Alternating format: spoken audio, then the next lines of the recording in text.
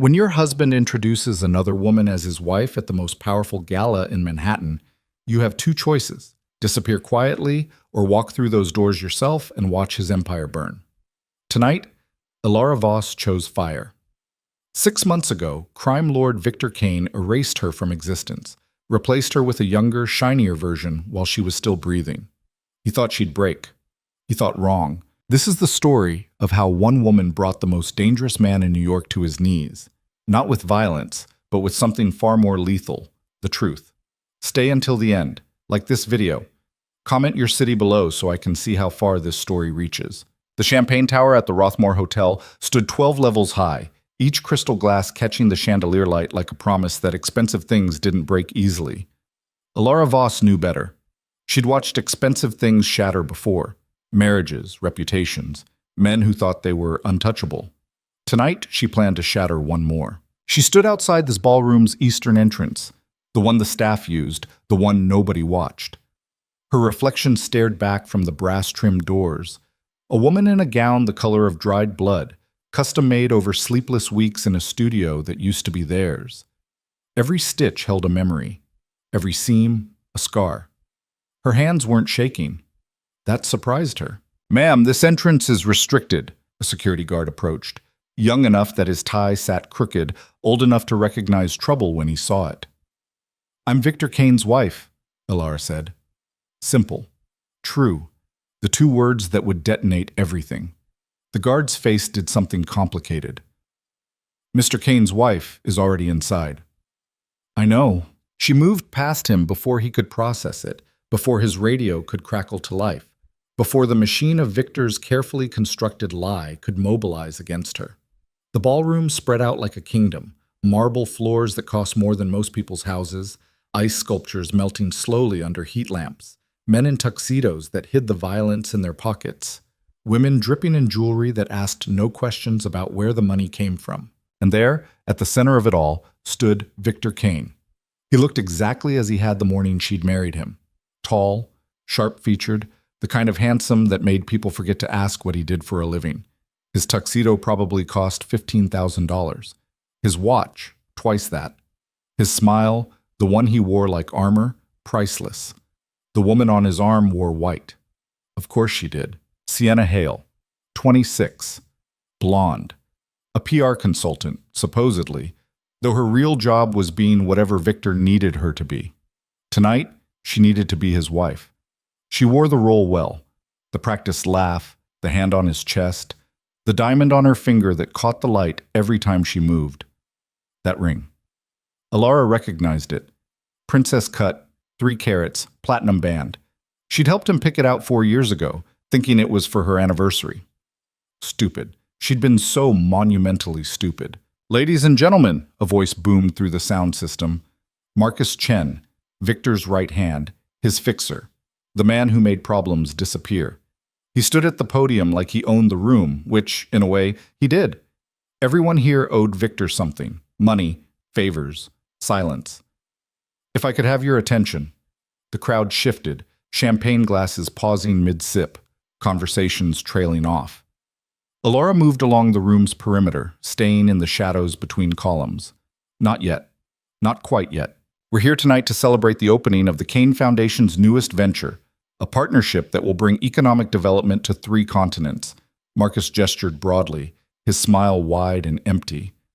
"And we owe it all to the vision of Victor Kane and his beautiful wife, Sienna." Applause rippled through the room. Sienna did a small wave, practiced and perfect. Victor pulled her closer, kissed her temple. The photographer's flash went off 6 times in 2 seconds. Ilara's chest felt tight, but her breathing stayed even. She'd prepared for this, practiced it, stood in her empty apartment, the one Victor didn't know about anymore, and rehearsed every step, every word, every possible reaction. The bartender nearest her noticed her standing there. "Ma'am, can I get you a champagne?" she said. "The expensive one." He poured. She didn't drink it. She just needed something in her hands that wasn't a fist. "The Kane Foundation represents everything we believe in." Victor's voice now, smooth as the lie he lived. He'd taken the microphone from Marcus. "Family, community, building something that lasts." Family. The word felt like broken glass in Alara's mouth. She thought about their apartment, the penthouse on Fifth Avenue, with windows that framed Central Park like a painting. She'd decorated it, spent months choosing furniture, colors, artwork that meant something. She'd made it a home while he was making it a crime scene. She thought about the nights he came back late, smelling like expensive perfume that wasn't hers, telling her he'd been in meetings. She'd believed him. Why wouldn't she? He was building an empire. Empires took time. She thought about the morning 6 months ago when she'd gone to the downtown office, the legitimate one, the front they showed investors, to surprise him with lunch. She'd spent the morning cooking, something she rarely did anymore since the fashion studio took all her time. Homemade pasta, his favorite. The receptionist had looked at her like she was confused. "I'm here to see my husband," Alara had said. "Victor Kane." "Mr. Kane isn't in today. He and Mrs. Kane are in the Hamptons." Mrs. Kane. Singular. Definite. Not her. The pasta containers had slipped from her hands, red sauce on white marble. The receptionist had called maintenance. Alara had called her lawyer. "We believe in transparency," Victor continued. "And Jesus Christ, the man could lie with a straight face. In building trust with our partners, our investors, our community." Transparency. Alara almost laughed. She'd spent the next 6 months being very transparent in her investigations, transparent in gathering every document, every bank statement, every photograph, transparent in hiring Catherine Morales, the divorce attorney who'd gutted 3 Fortune 500 CEOs and a Saudi prince. "You understand this will get ugly," Catherine had said at their first meeting. She was 50, gray-haired, with eyes that had seen every variation of human betrayal. "Good," Alara had replied. Catherine had smiled then, actually smiled. "You're not here to get your husband back. I'm here to make sure he understands what he lost." Even better, the documents had told a story uglier than Alara had imagined. Victor Kane wasn't just a businessman with criminal connections. He was a criminal with business connections. Money laundering through 17 shell companies. Import-export operations that had nothing to do with legal goods. Payoffs to city officials, federal agents, judges. A network that stretched from Manhattan to Monaco, from Tokyo to Toronto. And Sienna Hale, the pretty blonde in white, she wasn't just the other woman. She was the front. The legitimate face he showed to the world while Alara, his actual legal wife, stayed hidden in the shadows, running her fashion studio, building her own career, being conveniently invisible. "I want to thank everyone here tonight," Victor said, raising his glass. "To new beginnings." "To new beginnings," the room echoed. Alara set down her untouched champagne, checked her phone. 8:47 p.m. The news crews Catherine had tipped off would be arriving in 13 minutes. The financial investigators her forensic accountant had contacted would be making their first calls in the morning. The civil suit her team had prepared would hit the courthouse Monday at 9 a.m. sharp. But first, this. She stepped out from behind the column. The room didn't notice her at first. Why would they? She was just another woman in a nice dress, another face in a crowd of faces. But she walked with purpose, her heels clicking against marble, moving through the space like she owned it. Because she did. Legally, technically. According to the marriage certificate filed with the state of New York 7 years ago. Marcus Chen noticed her first. She watched the recognition hit his face. Confusion, then understanding, then something close to fear. He moved toward Victor, but the crowd was thick and Alara was faster. She reached the front of the room just as Victor was mid-laugh at something an investor had said. Stood right in front of him, close enough to smell his cologne, the one she'd bought him for their 5th anniversary. "Hello, Victor." His face did something she'd never seen before.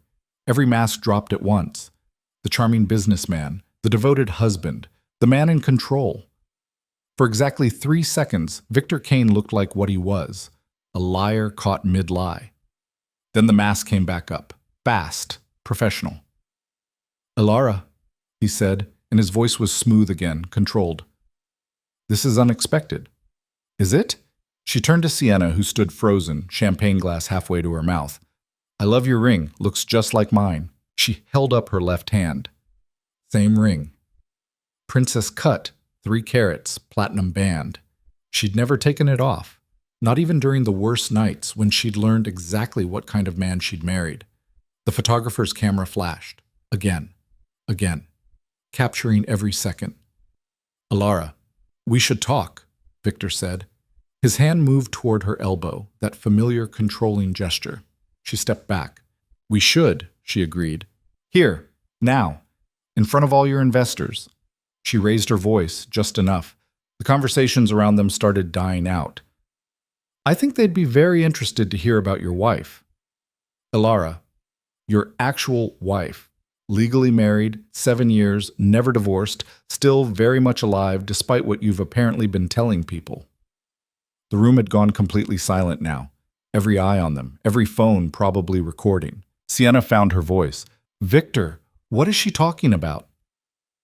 Victor and I were married in the Bronx County Courthouse on April 14th, 7 years ago, Alara said, speaking to Sienna, but projecting for the room. Judge Morrison presiding, marriage license number 2019-BX-04-8847. Witnessed by his brother Thomas and my friend Rebecca. Would you like to see the certificate? I brought copies. She pulled a folder from her clutch. Small, red, impossible to miss. Inside, marriage certificate, photographs from their wedding, tax returns filed jointly for 6 years. All the boring, legal, undeniable proof. Victor's jaw tightened. This isn't the place. Where's the place, Victor? Alara asked. Her voice stayed level. Calm. She'd practiced this too.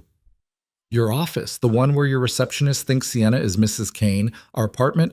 Oh, wait, I don't live there anymore, do I? You had the locks changed 4 months ago. Marcus Chen was moving through the crowd now, 2 security guards with him. Alara saw them coming. Didn't care. You want to know what's really funny? She looked at Sienna again. The other woman had gone pale, her perfect makeup suddenly looking like a mask. He probably told you the same things he told me. That he loved you, that you were special, that he'd never felt this way before.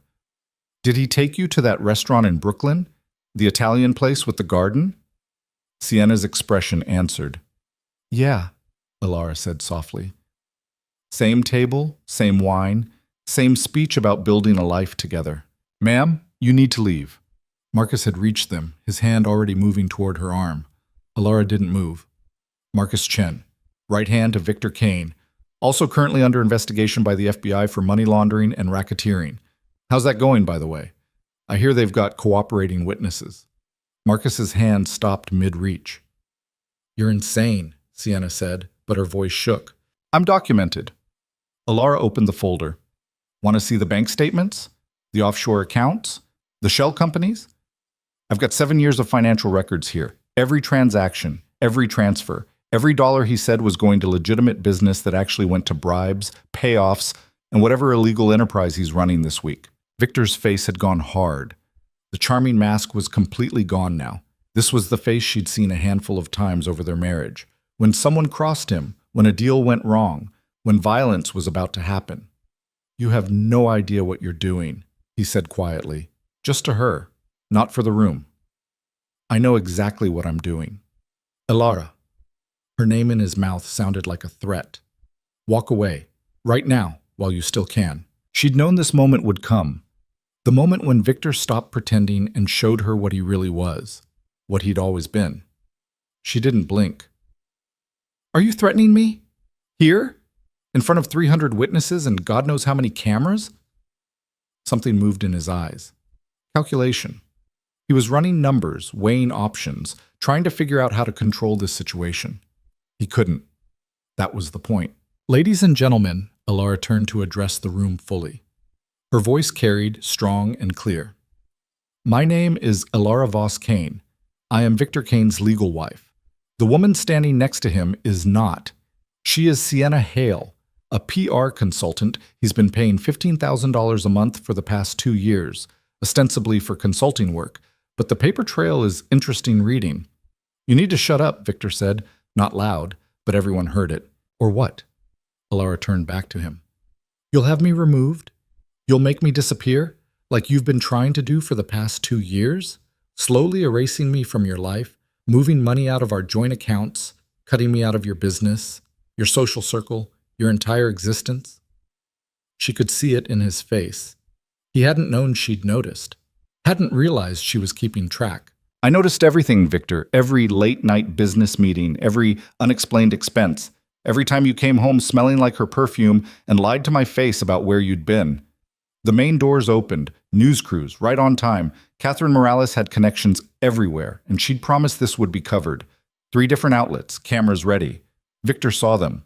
His expression shifted again, trapped animal, looking for an exit. You wanted transparency? Alara's voice rose, playing to the cameras now. Here it is. Victor Kane, respected businessman, philanthropist, pillar of the community, is also a criminal, and a bigamist, and a liar. And for 7 years I was too in love to see it. Ma'am, one of the security guards tried again. Touch her, and you're on camera assaulting a woman. Catherine Morales' voice cut through the room. She'd appeared from somewhere, sharp suit, sharper expression. I'm Mrs. Kane's attorney. Anyone who lays a hand on my client will be named in the lawsuit we're filing Monday morning. Alara felt a rush of something, not quite relief, not quite vindication. Strength, maybe. The kind that came from standing in the wreckage and not falling down. You're making a mistake, Victor said. His voice was low, dangerous. You have no idea who you're dealing with. I'm dealing with my husband, the man I married, the man who promised to love and cherish me. She paused. The man who replaced me while I was still wearing his ring. Sienna was crying now, mascara running, the perfect image cracking. I didn't know, she said. To who? Alara? The room? The cameras? He said you were divorced. He lied, Alara said simply. He's really good at it. An investor in the front, Thomas Carlyle, Alara recognized him from the business pages, stepped forward. Victor, is this true? Are you actually married to this woman? Victor's silence was answer enough. Jesus Christ, Thomas said. We've put $40 million into your foundation. Everything is in her name too? Catherine smiled. Joint assets, 7 years of marriage. New York is an equitable distribution state. My client is entitled to half of everything acquired during the marriage. Alara watched the color drain from multiple faces. The investors, the board members, the people who'd put their money into Victor's various enterprises. They were doing math, calculating exposure, figuring out how much this was going to cost them. This is a setup, Marcus Chen said. She's trying to blackmail him. Blackmail implies demands, Catherine replied. We're not demanding anything. We're simply correcting the public record. Mrs. Kane exists. She's legally married to Victor Kane. Any representation to the contrary is fraud. The news cameras were rolling. Phones everywhere were recording. This wasn't going to disappear. Couldn't be buried or paid off or made to go away. Victor Kane's carefully constructed empire was cracking in real time. We're leaving, Victor said. He grabbed Sienna's arm. She pulled away. Don't touch me, Sienna said. Don't ever... You told me she was dead. That stopped the room. What? Alara's voice came out smaller than she wanted. Sienna was looking at Victor like she'd never seen him before. You said your wife died 3 years ago. Car accident. You showed me pictures of the funeral. The folder in Alara's hand suddenly felt heavy. You faked my death, she said. Not a question, a realization. You literally... Sienna, shut up, Victor snapped. But Sienna was beyond listening. He has a whole album. Photos, newspaper clippings, the obituary. Alara Kane died in a car accident on the Pacific Coast Highway. I cried at your fake funeral. Alara felt something cold settle in her chest. Faking her death was different than ignoring her existence. That was planning. Premeditation. That was Victor deciding she was more useful dead than divorced. You were going to kill me, she said. Don't be dramatic, Victor said, but his eyes said otherwise. Catherine's hand found Alara's shoulder. We're done here. Alara, we're leaving. But Alara couldn't move. She was staring at Victor, seeing him clearly for maybe the first time. Not the man she'd married, not the man she'd thought he was. Just the truth, cold and hard and terrifying. He would have killed her. Eventually, when it became convenient, when she became too much of a problem. Mrs. Kane, Catherine said firmly, we're leaving now. The news crews surged forward, questions flying. Mrs. Kane, how long have you known? Mr. Kane, is it true you're under federal investigation? Sienna, did you know he was married? Alara let Catherine pull her toward the exit. The crowd parted around them, some people looking shocked, others calculating, a few actually sympathetic. She caught one last glimpse of Victor before the doors closed. He stood alone now. Sienna had disappeared into the crowd. Marcus was on his phone, probably calling lawyers. The investors were clustering together, protecting their interests, and Victor just stood there, in the center of his crumbling kingdom, watching his carefully built lie collapse. The night air hit Alara like cold water. She realized she was shaking now, finally, after holding it together through the whole confrontation. "You did well," Catherine said. She steered Alara toward a waiting car. "Better than well. That was perfect." "He was going to kill me," Alara said. Her voice sounded distant, like it belonged to someone else. "Probably," Catherine agreed. "But now he can't. Too many witnesses, too many cameras. You made yourself too visible to disappear." The car pulled away from the hotel. Through the back window, Alara could see more news vans arriving, police cars, federal vehicles with tinted windows. "What happens now?" she asked. Catherine pulled out her phone, already typing. "Now? We let them eat each other alive. The investors will sue Victor for fraud. The FBI will accelerate whatever investigation they have running. Sienna will flip on him to save herself. She's a civilian. She'll cooperate. And in the middle of all that chaos, we file for divorce, claim your assets, and get you out clean." "What about Victor? What about him?" Catherine looked up from her phone. "He's done. He just doesn't know it yet. You didn't destroy him tonight, Alara. You just showed everyone who he really is. They'll do the destroying themselves." Alara leaned her head against the cool window. Her reflection looked back. A woman in a blood-red dress, makeup still perfect, not a hair out of place. She looked stronger than she felt. "I was so stupid," she said quietly. "I married him thinking he was one thing, and he was human," Catherine interrupted. "A terrible human, but human. You're not stupid for believing someone you loved. You're human too." The city lights blurred past. Somewhere behind them, Victor was probably already on the phone with his lawyers, his fixers, his muscle, trying to contain this, trying to make it go away. He couldn't. That was the beautiful thing. Alara had spent 6 months building this moment. Not revenge. She'd told herself it wasn't about revenge. But sitting in the car, watching Manhattan slide past, she felt something sharp and fierce in her chest. Maybe it was revenge after all. Maybe that was okay. Oh, back at the Rothmore Hotel, the gala had completely dissolved into chaos. Investors clustered in corners, whispering urgently into phones. Board members distanced themselves from anything with Victor's name on it. The champagne tower stood untouched, a monument to a celebration that would never happen. Victor Kane sat in a private room off the main ballroom, Marcus Chen pacing in front of him. "How bad?" Victor asked. Marcus stopped pacing. "Bad. Thomas Carlyle just pulled the entire Carlyle investment. That's $40 million. The Singapore group is reconsidering their position. The foundation board is calling an emergency meeting to distance themselves from recent events." "Sienna?" "Gone. Her lawyer called. She's cooperating with federal investigators in exchange for immunity." Victor's jaw tightened. "Of course she is. The press is everywhere. This is going to be the lead story on every news outlet by midnight. Crime boss's secret wife exposes double life. They're eating it up." "Fix it." Marcus laughed. Actually laughed. "Fix it?" "Victor, your wife, your actual legal wife, just outed you as a bigamist in front of 300 people and a dozen cameras. There's video of Sienna saying you faked Alara's death. The FBI probably has warrants being drafted as we speak. What exactly do you want me to fix?" "You're my fixer," Victor said coldly, "so fix it. I'm your lawyer, and as your lawyer, I'm advising you to lawyer up. Get a criminal defense attorney, a good one, because this isn't going away." Victor stood, moved to the window. Outside, he could see news vans, police cars, federal vehicles. They were closing in. He could feel it, the walls tightening, the exits closing. 7 years. He'd kept Alara in the dark for 7 years.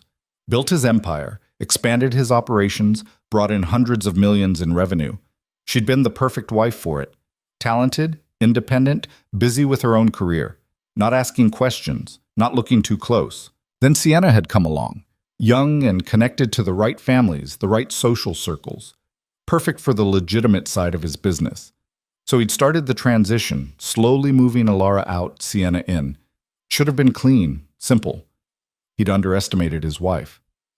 Where is she now? Victor asked. Alara? No idea. Her lawyer's good, Catherine Morales. She's represented some serious players. If Morales is involved, Alara's been planning this for months. Find her. Marcus shook his head. No. Victor turned. What? I said no. I'm done. I'll represent you through the immediate legal fallout, but I'm not hunting down your wife. I'm not making her disappear. I'm not doing whatever violent thing you're thinking about doing. Marcus, she recorded everything, Victor. You think she walked into that room without insurance? She's probably got copies of tonight's confrontation, copies of documents, copies of everything stashed with a dozen different people. You touch her, it all goes public. You're already finished. Don't make it worse. Victor's phone buzzed. Thomas Carlyle. He didn't answer it. What did she get? Victor asked. Assets-wise. Marcus pulled out his tablet. If she's claiming equitable distribution, half of everything acquired during the marriage. The penthouse, the Hamptons house, the foundation accounts, the business holdings. The business holdings are protected. Shell companies, offshore accounts.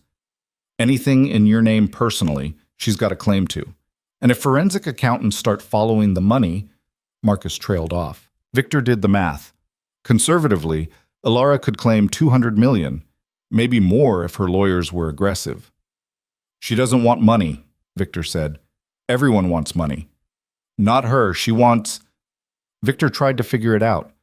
What did Alara want? Revenge? Justice? To hurt him the way he'd hurt her? She wants you to lose, Marcus said quietly. Everything you built, everything you are, she wants it gone. And tonight, she got a damn good start. Victor's phone kept buzzing. Investors, associates, people distancing themselves, rats fleeing the ship. Get me Catherine Morales' number, Victor said. Why? I want to talk to my wife. Marcus looked at him like he'd lost his mind. That's the worst idea you've ever had. Get me the number. Alara's new apartment was small, a studio in Chelsea, nothing like the penthouse. She'd rented it under her maiden name 6 months ago, paid cash for a year up front. No paper trail, no way for Victor to find it. She sat on the floor now, still in her blood-red dress, watching the news coverage on her laptop. Shocking revelation tonight at the Kane Foundation Gala, where Alara Voss, claiming to be the legal wife of billionaire Victor Kane, confronted... Her phone rang. Unknown number. She let it go to voicemail. It rang again. Don't answer it, Catherine said. She was sitting across from Alara, shoes off, drinking scotch from a coffee mug.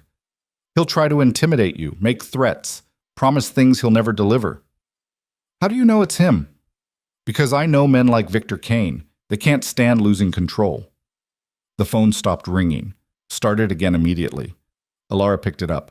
Don't, Catherine started. Hello, Victor. His voice came through smooth, controlled. We need to talk. We just did, at the gala, in front of everyone. Privately. Nothing we have to say to each other is private anymore. A pause. She could almost hear him thinking, calculating. Alara, I know you're angry. Angry? She laughed. Victor, you faked my death. You told your girlfriend I died in a car accident. Showed her fake funeral photos. Angry doesn't begin to cover what I am. That was Sienna being dramatic. I never... Don't lie to me. You've done enough of that for 7 lifetimes. Another pause. What do you want? He asked finally. I want a divorce. I want half of everything we built together. And I want you to understand that you don't get to erase me. This will destroy everything. The foundation, the business, years of work, your empire, built on lies and crime and my willful ignorance. So yes, I hope it destroys everything. Alara, I'm done talking to you. Your lawyers can talk to my lawyers. Goodbye, Victor. She hung up. Her hands were shaking again. Catherine handed her the scotch mug. Well done, Catherine said. You didn't cave, didn't give him anything to work with. He's going to come after me, Alara said. Probably, but he's fighting on multiple fronts now. The investors, the FBI, the press, the divorce. He can't focus everything on you. And every day he's in the public eye is a day he can't make you quietly disappear. Alara's phone buzzed, a text from a number she didn't recognize. You made a mistake tonight. V. Catherine saw it, grabbed the phone. He's trying to scare you. Don't engage. But Alara wasn't scared. Not anymore. She'd walked into Victor's kingdom tonight and burned it down around him. Whatever came next, she could handle it. She had to. The news coverage continued. Phone interviews with guests from the gala, speculation about the FBI investigation. Someone had gotten footage of Sienna crying in her car. The story was spreading fast. Social media, international news, financial networks. You're going to be famous, Catherine said. The woman who exposed Victor Kane. Are you ready for that? I don't have a choice. There's always a choice. Alara thought about that. The choice to stay quiet, to accept the erasure, to let Victor replace her without a fight. Then I choose this, she said. Whatever happens next, I choose to be visible, to be undeniable, to exist. Catherine raised her mug. To existing. They drank to that. Outside, the city hummed on, unaware and uncaring that in a small Chelsea studio, one woman had just declared war on one of its most powerful men. And across town, in a private room at the Rothmore Hotel, that powerful man was realizing he might actually lose. The first death threat arrived 3 days after the gala. It came in a plain white envelope, slipped under Alara's apartment door sometime between 2 and 5 in the morning. No postage, no return address, just her name written in block letters across the front. She'd been awake when it arrived, hadn't really slept since the confrontation. The sound of paper sliding across hardwood had sent her heart straight into her throat. Catherine had told her to call the police. Alara had laughed at that. The police in Victor's pocket weren't going to protect her from Victor himself.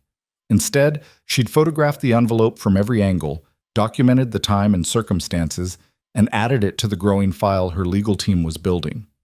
Then she'd opened it. Stop talking, stop filing, disappear, or we'll make you. No signature. Didn't need one. She'd made coffee after that, sat at her tiny kitchen counter, and watched the sunrise through windows that didn't face Central Park anymore. The city looked different from Chelsea. Smaller. More real. Her phone buzzed. Rebecca, her oldest friend, the one who'd witnessed her wedding 7 years ago. Are you alive? The news is insane. Call me. Alara had been avoiding Rebecca's calls since the gala. Avoiding everyone's calls, actually. Her mother had left 6 voicemails. Her sister, 4. Various friends from her old life, the life where she was Victor Kane's invisible wife, had been flooding her phone with messages that ranged from concerned to horrified to disgustingly judgmental. You humiliated him publicly. What did you expect? That one had come from Lauren, a woman she'd considered a friend. Alara had deleted it without responding. She called Rebecca back. Jesus Christ, Alara. Rebecca's voice was rough, like she'd been crying or yelling or both. I've been watching you on the news for 3 days. Why didn't you tell me? Tell you what? That my husband had a second wife? That he was planning to kill me? Any of it. All of it. I would have... What? What would you have done? Silence on the other end. Exactly, Alara said. Not cruel, just tired. There was nothing anyone could do. I had to do it myself. Are you safe? Alara looked at the envelope on her counter. Define safe. Alara, I'm fine. I've got security, lawyers, a paper trail a mile long. If anything happens to me, it all goes public. Victor knows that. That doesn't mean you're safe. No, Alara admitted. It doesn't.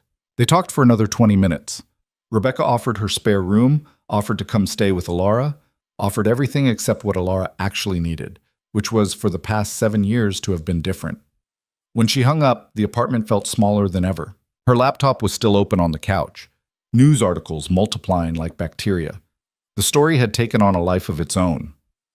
Every major outlet had picked it up. Financial networks were analyzing Victor's business empire. True crime podcasts were already planning episodes. Someone had started a Reddit thread tracking all the players involved. Alara Voss Kane had become a story, a narrative, a cautionary tale about powerful men and the women stupid enough to trust them. She hated it. Her phone rang again. Catherine this time. We've got a problem, Catherine said without preamble. Add it to the list. Victor's team filed a motion to freeze all joint assets pending the divorce proceedings. They're claiming you're a flight risk trying to liquidate marital property. Alara laughed. Actually laughed. I haven't touched a single account. I know. But they're arguing that your public accusations constitute an attempt to damage his business interests, and therefore you should be barred from accessing any shared funds until the court determines fair distribution. Can they do that? They can try. We've got a hearing Monday morning, Judge Patterson presiding. Is Patterson clean? Catherine paused. Define clean. Does Victor own him?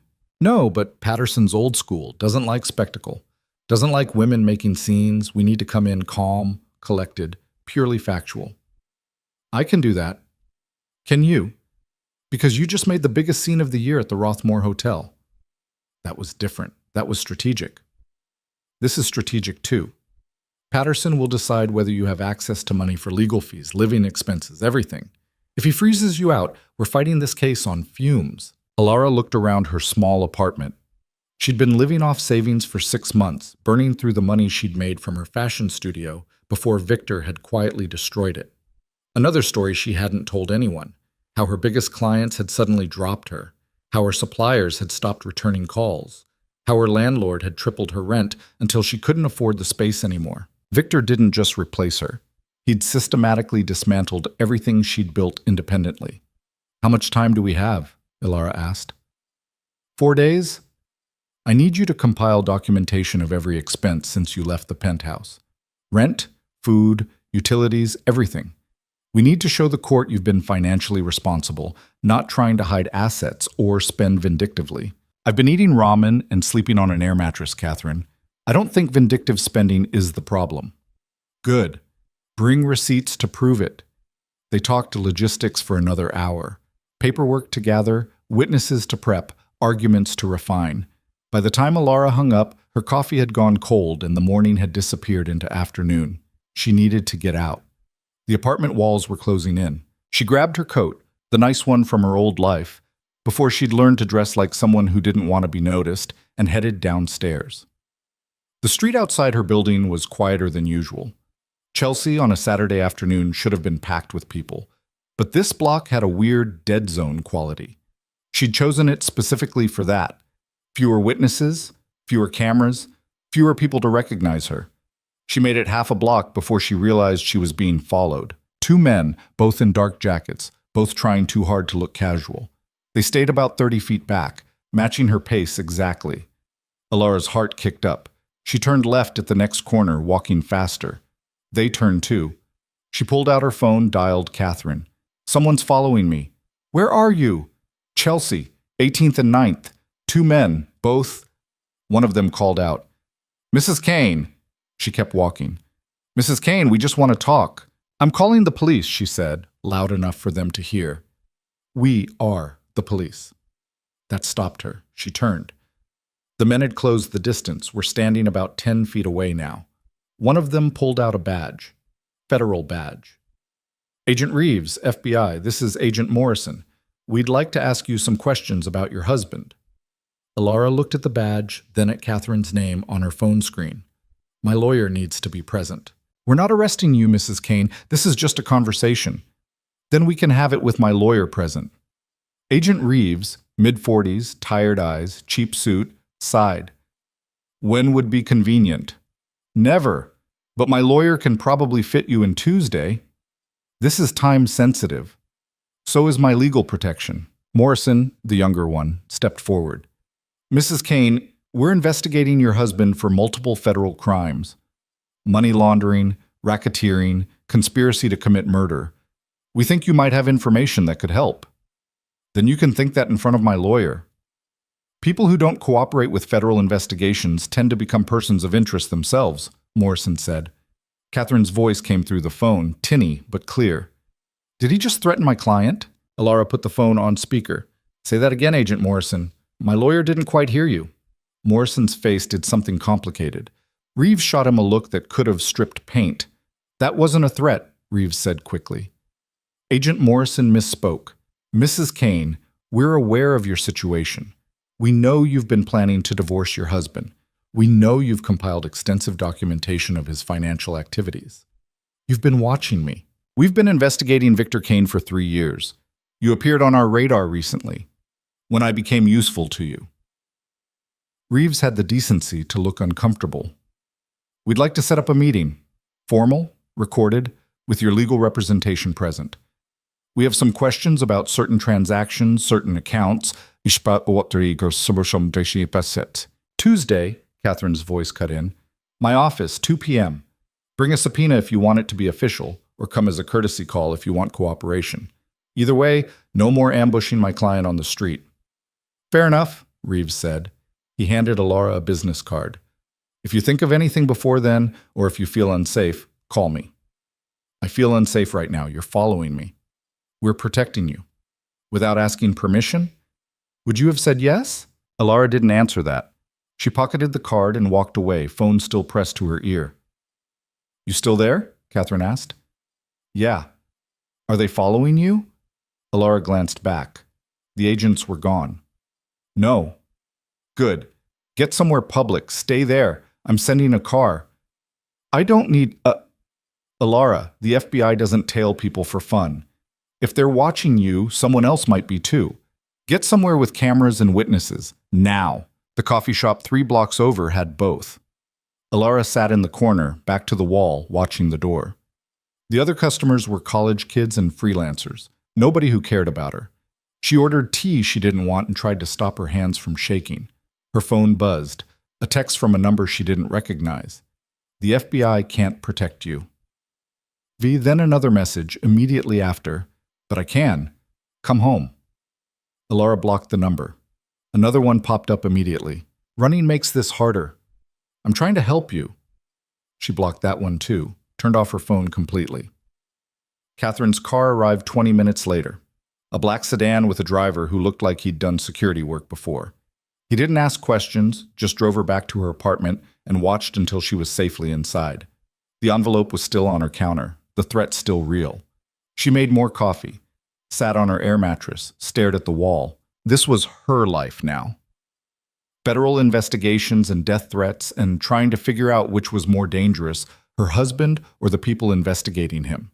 The divorce hearing Monday was looking less like a legal proceeding and more like a trap. Her phone, turned back on now, rang. Unknown number. She let it go to voicemail. It rang again and again. On the 4th call, she answered. What? Alara. Not Victor. Sienna. Alara almost hung up. Please don't hang up, Sienna said quickly. I know you hate me. I know I'm the last person you want to hear from, but I need to talk to you. Why would I possibly? Because Victor's going to kill me. That got Alara's attention. What? He thinks I talked to the FBI. I did, but he thinks I told them more than I actually did. His people have been following me. My apartment was broken into yesterday. Nothing was taken, but someone went through everything. It was a message. Call the police. The police can't help, you know that. You've been married to him for 7 years. Alara closed her eyes. What do you want from me? I want to know how you're still alive. Excuse me? You exposed him at the gala. You filed for divorce. You've been all over the news calling him a criminal. And you're still breathing. How? Visibility, Alara said. I made myself too public to disappear quietly. I'm public too. I've been on every news channel. It's not working. Because you're cooperating with the feds. That makes you a rat, not a victim. There's a difference. Silence on the other end. Then, help me. No. Please. You slept with my husband. You pretended to be his wife. You mourned my fake death while I was still alive. Why the hell would I help you? Because I was 23 when I met him, Sienna said, and her voice cracked. 23 and stupid. And he told me you were dead. He showed me pictures. He cried. I thought I was helping him heal. You thought you were landing a billionaire. Yeah, that too. But I didn't know about the crime stuff. I didn't know he was a monster? I was going to say dangerous. But yeah, monster works. Alara pinched the bridge of her nose. She was too tired for this. I can't help you, Sienna. I'm barely helping myself. My lawyer said you have Catherine Morales. She's good. She's expensive. I can pay. I've got money saved. From the $15,000 a month Victor was paying you? Another silence. That's what I thought, Alara said. You've got blood money and a guilty conscience. Catherine doesn't work with people who cooperate with the feds. Conflict of interest. Then what do I do? I don't know. Figure it out. You're a big girl. Alara. She hung up. Her hands were shaking again. She hated that. Hated feeling this fragile, this close to breaking. Sienna was scared. Good. She should be scared. She'd helped Victor erase Alara from his life, knowingly or not. Now she got to live with the consequences. Except Sienna was 26 now, which meant she'd been 23 when Victor found her. Fresh out of college, naive, easy to manipulate, the same age Alara had been when she met Victor. She pulled up Sienna's number, texted before she could change her mind. Catherine won't represent you. But I know someone who might. Her name is Nina Cross. She handles federal cooperation cases. Tell her I sent you. She didn't wait for a response. Just sent Nina's contact info and blocked Sienna's number. Not forgiveness, just pragmatism. A live Sienna testifying against Victor was more useful than a dead one. Monday morning arrived too fast. Alara dressed carefully, conservative suit, minimal makeup, hair pulled back. Catherine had coached her on courtroom demeanor, calm, respectful, factual. Let the lawyers argue. She just needed to sit there and look credible. The courthouse was crawling with reporters. She'd expected that. What she hadn't expected was the crowd of supporters. About 30 women, ranging from early 20s to 70s, holding signs. We believe Alara justice for erased wives. Victor Kane is a criminal. Catherine grabbed her arm. Don't react, don't engage, just walk. But Alara couldn't help looking. These were strangers. People who didn't know her, didn't know Victor, didn't know anything except what they'd seen on the news. They believed her anyway. One woman, maybe 60, gray hair and fierce eyes, called out, "You're so brave." Alara felt something crack in her chest. Not brave, desperate, angry, surviving. But she nodded at the woman anyway. Small acknowledgement. Inside, the courtroom was smaller than she'd expected. Judge Patterson sat at the bench, looking exactly like Catherine had described, old, white, visibly annoyed that his Monday morning involved this mess. Victor's legal team took up half the room. 6 lawyers in expensive suits, all arranged around Victor like a defensive wall. He looked calm, composed, like this was just another business meeting. He caught her eye, smiled slightly. Alara looked away. The hearing started with motions and counter-motions, legal language that blurred together. Catherine argued passionately that freezing Alara's access to joint accounts was punitive and dangerous, that it left her vulnerable and unable to defend herself legally. Victor's lead attorney, Gerald Hastings, a man who'd gotten 3 mob bosses acquitted, argued that Alara's public statements had damaged Victor's business interests and demonstrated a pattern of vindictive behavior. My client has reason to believe Mrs. Kane is planning to liquidate assets and disappear, Hastings said. Her recent actions show a complete disregard for the sanctity of these proceedings. Her recent actions, Catherine shot back, were exposing the truth. Mr. Kane committed fraud. He presented another woman as his wife while his actual wife was still legally married to him. Mrs. Kane has every right to protect herself. By humiliating him publicly? By making herself too visible to murder quietly. The courtroom went silent. Judge Patterson's eyebrows rose. Counselor, that's a serious accusation. It's a serious situation, Your Honor. Mr. Kane told his mistress that Mrs. Kane was dead. He showed her fake funeral photos. That's not a man planning an amicable divorce. That's a man planning something much worse. Hastings stood. Objection. There's no evidence. There's testimony from Sienna Hale, currently cooperating with federal investigators, that Mr. Kane explicitly told her his wife died in a car accident 3 years ago, while his actual wife was alive and living in Manhattan. Patterson looked at Victor. Mr. Kane, is this true? Victor stood smoothly. Your Honor, Sienna Hale is a disgruntled former associate who's fabricating stories to avoid federal charges. My marriage to Alara had been troubled for years. We were effectively separated. We lived in the same apartment until 4 months ago, Alara said. Everyone looked at her. Catherine had told her not to speak unless directly questioned. Patterson frowned. Mrs. Kane, he's lying, she continued. We weren't separated. We had dinner together 3 nights a week. We celebrated our anniversary in February. I didn't know about Sienna until I walked into his office in May, and the receptionist told me he was in the Hamptons with Mrs. Kane. Your Honor, Hastings interjected, Mrs. Kane is clearly emotional. I'm furious, Alara corrected. There's a difference. Patterson studied her for a long moment. Mrs. Kane, do you have access to any accounts currently? I have a personal savings account with about $12,000 left. That's it. And Mr. Kane? Has access to everything. Joint accounts, business accounts, offshore holdings, everything. Your Honor, Catherine said, we're asking for temporary support pending the divorce proceedings. Enough for Mrs. Kane to maintain basic living expenses and legal representation. We're not asking for liquidation rights or business control, just survival. Patterson looked at the papers in front of him, then at Victor, then at Alara. I'm granting temporary support, he said finally. Mrs. Kane will have access to the joint checking account with a withdrawal limit of $15,000 per month. All other accounts remain frozen pending further hearings. Hastings stood. Your Honor, my decision is made, Counselor. This court is adjourned. The gavel came down.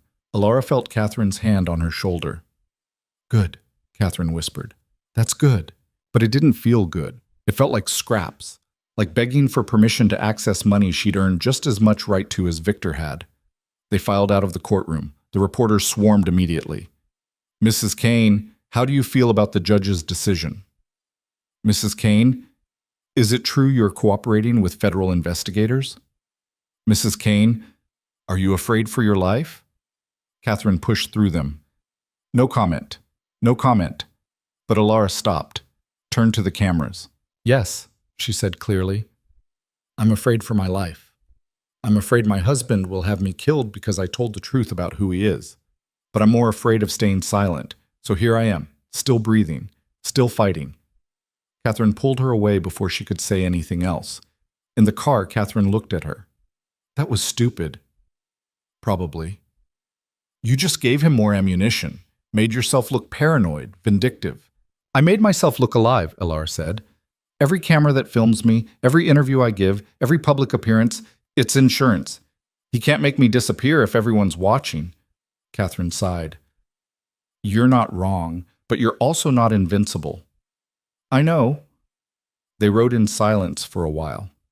The FBI meeting is tomorrow, Catherine said finally. You ready? To talk about my husband's crimes to federal agents? No, but I'll do it anyway. They're going to ask for details. Financial records, communications, anything that connects Victor to criminal activity. I've got boxes of it. Good. Bring everything. The more cooperative you are, the more protection they'll offer. Will they actually protect me? Catherine looked out the window. Honestly, I don't know. Federal protection is complicated. You're not technically a witness yet. You're just the wife. The inconvenient wife. The very inconvenient wife. Alara's phone buzzed. Another unknown number. She was getting good at recognizing the pattern. Victor burning through burner phones trying to reach her. She answered anyway, couldn't help herself. I'm proud of you. Victor's voice came through smooth and warm, like they were still married, still in love. In court today. You held your ground. Stop calling me. $15,000 a month. That's barely enough for rent in this city. It's more than I had yesterday. Come home, Alara. We can fix this. There's no fixing this. You faked my death. I told one person a story. That's not the same as you showed her funeral photos, Victor. You mourned me while I was alive. That's not a story. That's a plan. Silence. Then, I never wanted to hurt you. You just wanted to erase me. I wanted both. You and Sienna. You for who you were, her for who she could be in my world. That's not how marriage works. Our marriage stopped working years ago. You were busy with your studio. I was busy building an empire. We were roommates who occasionally had sex. Alara felt the truth of that like a knife. So you decided to replace me instead of divorcing me? Divorce is expensive, complicated. This way was cleaner. Murder is cleaner than divorce? I never said murder. You faked my death. What was the next step? Another silence. Goodbye, Victor, Alara said. Wait. She hung up, blocked the number, threw her phone across the car. Catherine picked it up, checked for damage. He getting to you? He's reminding me why I left. Good. Hold on to that. Tomorrow's going to be hard. The FBI will push. They'll want everything, not just financial records, but personal details. Your marriage, your relationship, everything you know about his business. I don't know much about his business. He kept that separate. You know more than you think. 7 years of marriage, you picked up things, conversations, names, meetings. The feds are good at pulling threads. What if I can't give them enough? Then they'll pressure you to wear a wire, get Victor talking, record him confessing. Absolutely not. It might be the only way to... Catherine, no. I'm divorcing him, not sending him to prison. That's the FBI's job. He's a criminal, Alara. He's hurt people, probably killed people. I know, but I'm not a cop. I'm his wife, ex-wife, soon-to-be ex-wife. I'm getting out, taking what's mine, and disappearing. That's it. Catherine looked skeptical, but didn't argue. They pulled up to Alara's building. The driver scanned the street before letting her out. She was getting used to this, the constant vigilance, the looking over her shoulder, the assumption that danger was always close. She made it upstairs without incident, locked the door, triple-checked the locks. Her apartment felt different now. Not safe, exactly, but survivable. She heated up leftover Chinese food and opened her laptop. The news coverage had shifted. Less focus on the gala confrontation, more focus on the divorce proceedings. Financial analysts were speculating about Victor's net worth. Legal experts were debating equitable distribution in high-profile divorces. Someone had created a documentary-style video timeline of everything that had happened. The gala, the hearing, Sienna's cooperation with the feds. It had 3 million views. Alara watched herself on screen, the woman in the blood-red dress, walking into the ballroom like she owned it. She barely recognized herself. That woman looked strong, fearless, sure of herself. Alara didn't feel any of those things. She felt tired and scared and one wrong move away from disaster. But maybe that was okay. Maybe strength wasn't feeling fearless. Maybe it was being terrified and doing it anyway. Her phone buzzed. Rebecca, saw the courthouse footage. You were amazing, also slightly terrifying. Also, I'm worried about you. Alara smiled despite everything. I'm fine. Really? Liar? Functional then. Better. Want company? Alara almost said no, then looked around her empty apartment and changed her mind. Yeah. Actually, yeah. Rebecca showed up 40 minutes later with wine, Thai food, and an overnight bag. I'm staying, she announced. Don't argue. Alara didn't argue. They ate on the floor, backs against the couch, like they were 22 again and broke and the world hadn't gotten complicated yet. You want to talk about it? Rebecca asked. Not really. Okay. They sat in silence, eating pad thai and drinking cheap wine. He called me today, Alara said finally. Victor said he was proud of me. Proud of you for what? Exposing him? For standing up in court? For fighting back? That's twisted. That's Victor. Alara took a long drink. 7 years I was married to him. 7 years, and I never saw it. Saw what? How much he didn't actually see me. I was a role he needed filled. Wife, designer, respectable facade, but not a person. Not really. Rebecca leaned her head on Alara's shoulder. You see yourself now, though. Yeah, Alara said quietly. I do. They finished the wine. Rebecca fell asleep on the couch. Alara lay on her air mattress, staring at the ceiling, thinking about tomorrow's FBI meeting. Thinking about how many more days she'd have to keep doing this, performing strength she didn't feel, fighting battles she didn't choose, surviving a war she never wanted. But for tonight, she was alive. Still breathing, still here, and that would have to be enough. The FBI field office on Federal Plaza looked exactly like every government building Alara had ever seen. Gray, imposing, designed to make you feel small. She sat in the waiting area with Catherine, watching agents move through security checkpoints with the kind of efficiency that came from doing the same thing 1,000 times. Rebecca had wanted to come. Alara had said no. This wasn't a hand-holding situation. This was walking into a room full of people who wanted to use her, and she needed to be sharp for that. Agent Reeves appeared at 2:03 p.m., 3 minutes late. He looked more tired than he had on the street, like he'd been awake for days.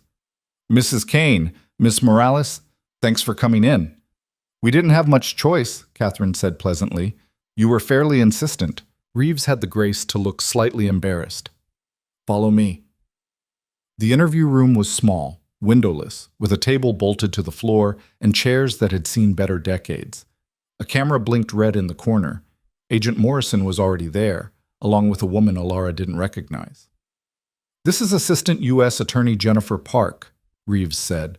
She's heading the prosecution against your husband. Park was maybe 40, Korean-American, wearing a suit that managed to look both expensive and completely unremarkable. Her handshake was firm, professional, forgettable.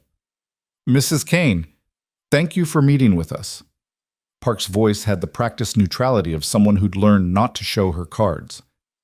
I know this situation is difficult. Which situation? Alara asked. The part where my husband committed federal crimes, or the part where he tried to erase me from existence? Both, actually. They sat. Catherine pulled out a legal pad, pen poised. Alara folded her hands on the table and waited. Park opened a file folder. We've been investigating Victor Kane for 38 months. Money laundering, racketeering, conspiracy, murder for hire. We have bank records, wire transfers, testimony from low-level associates. What we don't have is anything that connects directly to Victor himself. He's good at insulation, Alara said. Exactly. Which is where you come in. I don't know anything about his business. You know more than you think. Park slid a photograph across the table. Recognize this man? Alara looked. Mid-50s, balding, soft around the middle. No. His name was Robert Chen. He worked for your husband. Past tense because he was found in the Hudson River 6 months ago. Was. Past tense. Dead. Alara's stomach turned. I never met him. Are you sure? He was at your apartment multiple times. We have surveillance photos of him entering the building. Another photograph. The penthouse lobby. Robert Chen walking through the doors, briefcase in hand. I don't know him, Alara repeated. Victor had meetings at the apartment sometimes. I usually stayed in my studio or went out. Convenient, Morrison muttered. Catherine's pen stopped moving. Are you implying my client was complicit in criminal activity? I'm implying she lived in the same apartment where criminal conspiracy was happening. Living somewhere isn't a crime, Agent Morrison. Park held up a hand. Let's all take a breath. Mrs. Kane, we're not accusing you of anything. We're trying to establish what you knew and when you knew it. I knew my husband was a criminal, Alara said flatly. I didn't know specifics. He kept that separate. Different phones, different meetings, different parts of his life. But you suspected. I suspected he was hiding something. I thought it was affairs. Turned out it was also murder and money laundering. Park pulled out more photographs. Men Alara didn't recognize. A restaurant she'd never been to. A warehouse in Queens. Do you recognize any of these locations? No. These men? No. This warehouse? No. Park's expression didn't change, but Alara could feel the disappointment. She wasn't giving them what they wanted. She was just a wife who'd been kept in the dark, and that wasn't useful to them. Let's try something else, Park said. She pulled out a thick folder. Financial records, joint accounts, credit cards, everything with your name attached. Walk me through what you recognize. For the next 2 hours, Alara went through statements line by line. Most of it was mundane, grocery stores, restaurants, her studio expenses before it closed. But there were other charges too. Payments to shell companies she'd never heard of. Wire transfers to offshore accounts. Purchases that made no sense. This one, Park pointed. March 2023. Wire transfer of $200,000 to an account in the Cayman Islands. You signed off on it. Alara stared at the signature. Hers. Definitely hers. I don't remember signing this. But that's your signature. Yes, but... Alara tried to think. March 2023. A year and a half ago. Victor had me sign a lot of documents. He'd bring them home, say they were tax forms or business paperwork. I signed them. Without reading them? I trusted my husband. That was a mistake, Morrison said. Catherine slammed her pen down. Agent Morrison, one more comment like that and we're done here. I'm just stating facts. You're being deliberately hostile to a woman who came here voluntarily to cooperate with your investigation. Park intervened again. Let's take 15 minutes. Get some air. They filed out. Alara sat in the hallway with Catherine, drinking terrible coffee from a vending machine. This is bad, Catherine said quietly. How bad? They're building a case that you were complicit, that you knew about the money laundering and helped facilitate it. I know. But your signature is on documents transferring illegal funds. That's a problem. Alara felt cold despite the overheated hallway. Can they charge me? If they want to pressure you into testifying against Victor, absolutely. They'll threaten you with conspiracy charges, offer you immunity in exchange for cooperation. I don't know anything to testify about. Then they'll want you to get Victor talking, wear a wire, record conversations. No. Alara. I said no. I'm not doing that. Catherine studied her. You still love him. What? No, I hate him. Then why won't you help put him away? Alara didn't have a good answer for that. She should want Victor in prison. She should want him to pay for everything he'd done, to her, to other people, to Robert Chen floating in the Hudson River. But wearing a wire felt like becoming something she wasn't. An informant, a rat, someone who got close to people just to destroy them. I'm divorcing him, Alara said finally. That's my part in this. The FBI can build their own case. They can also make your life hell if you don't cooperate. Agent Reeves appeared in the hallway. We're ready to continue. Back in the room, Park's approach had shifted. Less friendly, more prosecutorial. Mrs. Kane, let me be direct. We have evidence that you signed documents facilitating money laundering. We have records of you attending meetings with known criminals. We have testimony placing you in rooms where illegal activity was discussed. I was at social events with my husband. I didn't know. You didn't ask questions? I trusted him. For 7 years, you never once wondered where the money came from? How a legitimate businessman could afford penthouses and Hampton estates and private jets? He said he was successful. I believed him. That's either incredibly naive or willfully ignorant. Which one should I put in my report? Catherine stood. We're done. You're not questioning my client anymore. You're attacking her. Sit down, Ms. Morales. No, we came here as a courtesy. Mrs. Kane has been nothing but cooperative, and you're treating her like a suspect. Because she might be one, Morrison said. Then charge her or let her go. Park and Catherine stared at each other. Alara watched the standoff, feeling oddly detached. This was happening to someone else, some other woman in some other FBI field office. We're not charging her, Park said finally. Yet. But Mrs. Kane needs to understand that her cooperation could be the difference between immunity and indictment. My client understands perfectly. She also understands her rights. If you want her testimony, offer her full immunity in writing. Until then, this meeting is over. Catherine grabbed Alara's arm, pulled her toward the door. Mrs. Kane, Park called. Your husband is dangerous, more dangerous than you realize. If you protect him, you're putting yourself at risk. I'm not protecting him, Alara said. I'm protecting myself. They made it to the elevator before Alara started shaking. Catherine pressed the button repeatedly, like that would make it arrive faster. That was a threat, Alara said. That was a negotiation tactic. They're going to charge me. They might threaten to. Whether they actually do depends on how strong their case against Victor is. If they have him dead to rights, they don't need you. If they're reaching, they'll use you for leverage. The elevator arrived. They rode down in silence. Outside, the afternoon sun felt wrong. Too bright. Too normal. The world should have looked different after what just happened. What do I do? Alara asked. We wait. See what they offer. In the meantime, we proceed with the divorce as planned. Get you legally separated from Victor's assets before anything gets frozen by federal seizure. How long do we have? No way to know. Could be weeks. Could be days. Alara's phone buzzed. Unknown number. She was so tired of unknown numbers. She answered anyway. Couldn't help herself. Alara Kane? A woman's voice, professional, clipped. Who is this? My name is Sarah Mitchell. I'm a producer for Frontline. We're doing an investigative piece on Victor Kane and would love to interview you. No. We're prepared to offer... Alara hung up. The phone rang again immediately. Different number. Mrs. Kane, this is Derek Walsh from the Times. I'd like to ask you some questions about. She hung up, turned off her phone. They found you, Catherine said. How? Your news. The wronged wife exposing her criminal husband. Everyone wants that story. I don't want to be a story. Too late. You became one the moment you walked into that gala. The car was waiting. They climbed in. Alara leaned her head against the window, watching the city blur past. I should have just left quietly, she said. Filed for divorce, taken what I could get, disappeared. He would have found you, killed you eventually. Maybe. Or maybe I could have just vanished, changed my name, started over somewhere he'd never look. You don't believe that? No, she didn't.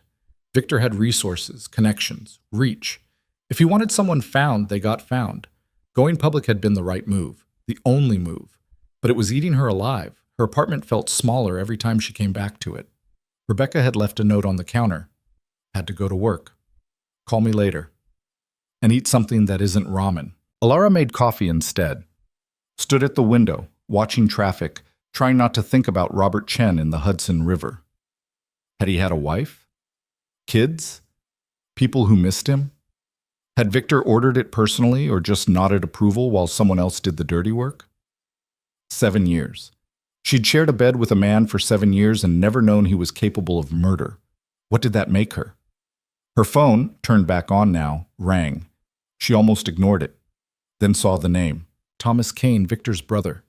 She answered. Alara. Thomas's voice was rough, like he'd been drinking or crying. We need to talk. About what? About what you're doing to my brother. I'm divorcing him, Thomas. That's it. You're destroying him. The business, the foundation, everything we built, everything he built on lies and crime. He's still my brother. And he was my husband. Past tense. Thomas was quiet for a moment. Then, he's talking about disappearing, leaving the country, starting over somewhere without extradition. Alara's chest tightened. When? I don't know. Soon. He's got passports, accounts, everything ready. He's just waiting for the right moment. Why are you telling me this? Because if he runs, everything collapses. The foundation, the legitimate businesses, the people who depend on that income, hundreds of employees, families. That's not my problem. It is if you're claiming half of everything. Can't get half of nothing, Alara. She closed her eyes. Of course, Victor would burn it all down rather than let her have any of it. What do you want me to do? Drop the divorce, let him save face. He'll give you a settlement, good money, enough to start over. I don't want his money. I want what's legally mine. Then you'll get nothing. He'll disappear, and you'll spend years fighting for scraps while lawyers eat whatever's left. Let them. Jesus Christ, you're as stubborn as he is. I learned from the best. Thomas laughed, bitter and tired. He really did a number on you. He faked my death, Thomas. He mourned me while I was still alive. Don't talk to me about who did what to whom. I know what he did. I told him it was stupid. Told him to just divorce you clean, but he always has to do things the hard way. The criminal way. Yeah, that too. Alara heard something in the background. Voices. Someone calling Thomas's name. I have to go, Thomas said. Think about what I said. A settlement is better than nothing. I'll think about it. She wouldn't, but it was easier to lie. After he hung up, Alara sat with the information. Victor was planning to run, which meant he knew the walls were closing in. The FBI had more than they'd let on, or Victor had sources inside the investigation. Either way, time was running out. She called Catherine. Victor's planning to flee. Thomas just told me. Catherine swore. When? Soon. He's got everything ready. Okay, we need to move fast. I'm filing emergency motions tomorrow, freezing his passport, his accounts, everything. If he's a flight risk, the court will act. What if he leaves before the court acts? Then we notify the FBI. They'll put him on watch lists, make it harder to disappear. But not impossible. Nothing's impossible for someone with Victor's resources. But we can make it expensive and complicated. After Catherine hung up, Alara sat in the growing darkness. She should turn on lights, make dinner, do something normal. Instead, she pulled out the boxes. 6 months of documentation, Bank statements, receipts, photographs, documents Victor had asked her to sign. Her entire marriage reduced to evidence. She'd been through it all before, but she looked again, searching for something she might have missed, some clue about where Victor would go if he ran. There. A property deed she'd signed 3 years ago. A villa in Portugal, small coastal town. Remote. She photographed the deed, sent it to Catherine. Possible location if he runs. Catherine's response came immediately. Good catch. Forwarding to the FBI. Elara kept looking. Found more properties. Uruguay. Philippines. Croatia. Places without extradition treaties. Places a man could disappear and never be found. Places she'd helped him buy without realizing what she was signing. Her phone rang. Victor. She should ignore it, should let it go to voicemail, should block his number permanently and never hear his voice again. She answered.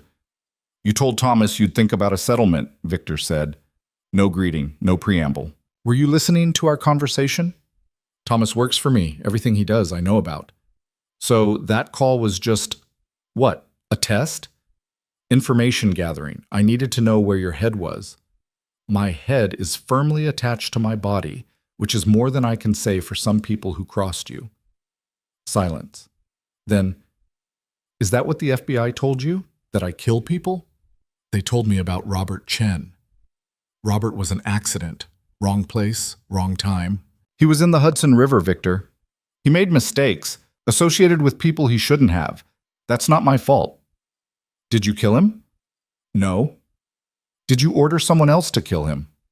I don't answer questions like that on unsecured lines, which was basically a yes. Elara felt sick. I can't do this. I can't talk to you. Then don't. Just listen. I'm offering you $5 million, clean, untraceable, yours. In exchange, you drop the divorce, issue a public statement saying you reconciled, and disappear from my life quietly. $5 million. It's generous. It's insulting. Half of everything you own is worth at least $200 million. Half of everything I own is either criminal proceeds or about to be seized by the federal government. You're not getting $200 million, Elara. You're getting whatever scraps are left after the lawyers and the feds take their cut. $5 million now is better than nothing later. He wasn't wrong. Catherine had said the same thing, different words. I'm not taking your money. Then what do you want? The question hung there. What did she want? Revenge? Justice? For Victor to hurt the way she hurt? I want you to lose, she said finally. Everything. I want your empire gone, your reputation destroyed, your freedom taken. I want you to know what it feels like to be erased. That's a lot of wanting for someone who claims she's moved on. I haven't moved on. I'm moving forward. There's a difference. Not much of one. To me, there is. Victor was quiet for a long moment. Then, you're going to regret this. Probably, but at least it'll be my choice. She hung up before he could respond. Her hands were shaking so hard she almost dropped the phone. She'd just turned down $5 million. Money that could set her up for life. Money that could mean security, freedom, peace. But it was his money. Earned through crime, stained with blood. She didn't want it. What she wanted was for the last 7 years to have been different. For Victor to have been the man she thought he was. For her marriage to have been real instead of a carefully constructed lie. She wanted a time machine and a do-over, and the chance to meet 23-year-old Elara and shake her until she woke up. But that wasn't possible. So she'd settle for making sure Victor Kane faced consequences for once in his life, even if it meant she got nothing. The next morning brought more reporters. They'd found her building somehow. She looked out the window and saw news vans, cameras, people with microphones waiting. Catherine called. Don't go outside, they'll tear you apart. I have to eat eventually. I'm sending groceries and security. You're officially in hiding until this dies down. When will it die down? When something more interesting happens. Or when Victor gets arrested, whichever comes first. Elara spent the day trapped in her apartment, watching coverage of herself on every channel. The narrative had shifted. She wasn't just the wronged wife anymore. She was the woman who'd turned down $5 million. Someone had leaked it, probably Victor, making her look vindictive and stupid. Wife refuses settlement, experts say she'll get nothing. Elara Kane's scorched earth divorce could leave her broke legal analysts. Emotion over logic in Kane divorce, Rebecca called. Don't read the comments. Too late. They're brutal, aren't they? Apparently, I'm a gold-digging idiot who's going to end up with nothing and deserve it. The internet is terrible. Turn it off. Can't. It's like watching a car crash. Alara, I know I should stop, but this is my life they're dissecting, my marriage, my choices. And 99% of them don't know the full story. They're just commenting on headlines. The 1% that does know thinks I'm an idiot too. Rebecca sighed. You're not an idiot, you're principled. There's a difference. Principled people end up broke and alone. Principled people sleep at night. Can Victor say the same? Probably not. Victor was probably awake right now, planning his escape, moving money, arranging transportation to whatever country he'd chosen for his exile. Alara's phone rang. Agent Park. Mrs. Kane, we need to talk. Victor Kane just emptied 6 offshore accounts. $23 million, all moved in the last 12 hours. He's running. We think so. We've got eyes on him, but he's being careful. We need to know, did he mention any specific locations to you? Any place he might go? I sent Catherine property deeds. Portugal, Uruguay, Philippines. We're monitoring those. Anything else? Any mention of people he knows abroad, safe houses, contacts? Alara thought hard. 7 years of marriage, thousands of conversations. Something had to be useful. Monaco? She said suddenly. He has a friend there, Dmitri something. Russian guy. They went to boarding school together. Last name? I don't know. I only met him once, but Victor talked about him sometimes. Said if things ever got bad, Dmitri would help. That's good. That's helpful. Anything else? There's a lawyer in Switzerland, Hans Weber. Victor used him for offshore accounts. If he's moving money, Weber might be involved. Park was typing. This is exactly what we need. Keep thinking. Anything else comes to mind, call me immediately. She hung up. Alara sat with what she'd just done. She'd given the FBI information about Victor's contacts, his escape routes, his resources. She'd helped them hunt her husband, ex-husband, soon-to-be ex-husband. She should feel good about that. She should feel like she was on the right side. Instead, she felt like a traitor. 7 years of marriage, 7 years of loving him, trusting him, building a life beside him, and now she was helping send him to prison, or helping him stay in the country long enough to face consequences. Same thing, really. Her apartment felt like a cage, small, airless, closing in. She needed to get out, needed air, needed to move. But the reporters were still outside, waiting, watching. She was trapped, just like Victor wanted. The arrest happened at 6:47 a.m. on a Thursday, 3 weeks after Alara had given the FBI those names. She didn't witness it, didn't even know it was happening until Catherine called, voice sharp with something that might have been triumph or just exhaustion. Turn on the news, Channel 7. Alara fumbled for the remote. The screen flickered to life mid-sentence. Federal agents swarming the penthouse residence of Victor Kane early this morning. Sources confirmed the billionaire businessman was taken into custody without incident. Charges include money laundering, racketeering, and conspiracy to commit murder. The footage showed Victor in handcuffs being walked out of their old building. His building now. Except it wasn't anymore, was it? The feds would seize it, add it to the list of assets tied up in criminal proceedings. He looked smaller on camera. Or maybe Alara had just built him up too big in her mind. They got him, Catherine said unnecessarily. I see that. This changes everything. The divorce, the asset distribution, all of it. If Victor's convicted, you might actually get something. Might. Federal seizure laws are complicated, but the prenup you didn't have works in your favor. Joint property acquired during marriage is still partly yours, even if it was bought with illegal money. Alara watched Victor disappear into a federal vehicle. The cameras followed, relentless. He's going to think I did this, she said. You did help. I gave them 2 names. That's not... Alara, you gave them the thread they needed to pull. Hans Weber flipped, gave them everything. Account numbers, wire transfers, client lists, Victor's entire offshore operation. The apartment suddenly felt too warm. When? 2 days ago. The arrest warrant was sealed until this morning. So for 2 days, Victor knew someone had talked. He just didn't know it was his own lawyer. Ex-lawyer. Weber's in witness protection now. The news had moved on to analysis. Legal experts debating charges, sentencing guidelines, likelihood of conviction. Everyone had an opinion about a man they'd never met. I need air, Alara said. The reporters, I don't care. She hung up, grabbed her coat, walked out of her building before she could change her mind. The reporters were still there, but fewer now. Most had probably rushed to Federal Plaza to cover Victor's arraignment. The three who remained startled when she emerged. Mrs. Kane, no comment? Mrs. Kane, how do you feel about your husband's arrest? She kept walking. Did you cooperate with federal investigators? Alara stopped, turned, looked directly at the camera. Victor Kane is not my husband anymore. He stopped being my husband the moment he decided another woman could play that role better. Everything else, the arrest, the charges, the investigation, that's between him and the government. I'm just trying to get my life back.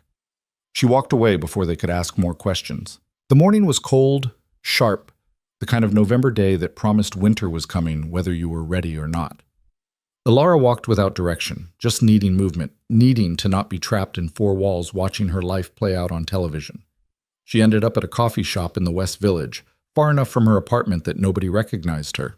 Ordered something complicated with too much foam.